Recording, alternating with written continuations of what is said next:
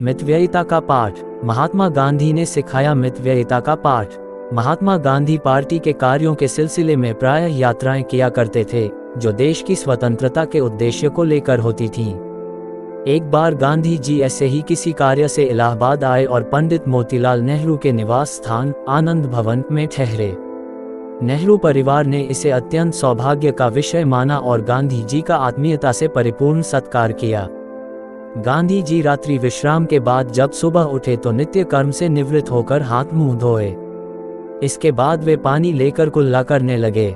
इसी दौरान पंडित जवाहरलाल नेहरू आ गए और उनसे किसी विषय पर बातचीत करने लगे। कुल्ला करते करते गांधी जी का पानी खत्म हो गया। इससे उनका मन कुछ उखड़ गया और बातचीत बीच में ही रुक गई। नेहरू जी ने उनसे पूछा तो वे बोले, देखो ना, मैं बातचीत में इतना खो गया कि सारा पानी खर्च हो गया और अब मुझे दोबारा पानी लेना पड़ेगा। नेहरू जी उनकी बात सुनकर हंसते हुए बोले, बस इतनी सी बात है।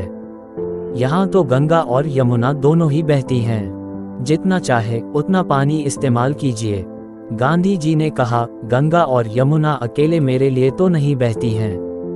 प्रकृति में कोई चीज कितनी ही मात्रा में क्यों न उपलब्ध हो, किंतु मनुष्य को अपने लिए उतनी ही मात्रा में उसे लेना चाहिए जितना अनिवार्य हो। मितव्ययिता से किसी भी वस्तु का उपयोग करने पर आगे की पीढ़ियों के लिए वह संग्रहित रहती हैं और इस प्रकार वह समाज की अधिकतम आवश्यकताओं की पूर्ति करती है। सार यह है कि मितव्ययिता को अपनाकर समाज कल्याण के सपने को साकार किया जा सकता है।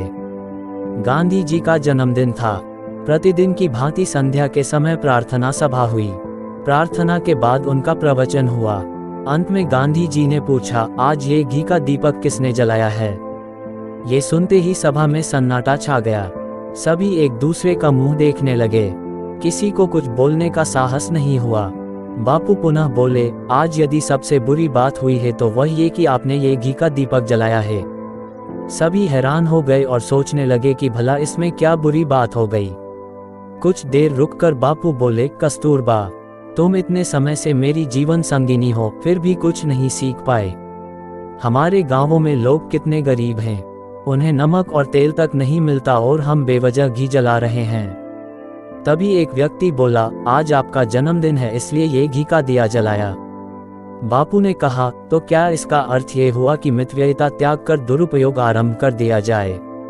जो हुआ सो हुआ, पर आगे से ध्यान रखना, जो वस्तु आम आदमी को उपलब्ध न हो उसे हमें भी उपयोग में लाने का कोई अधिकार नहीं है।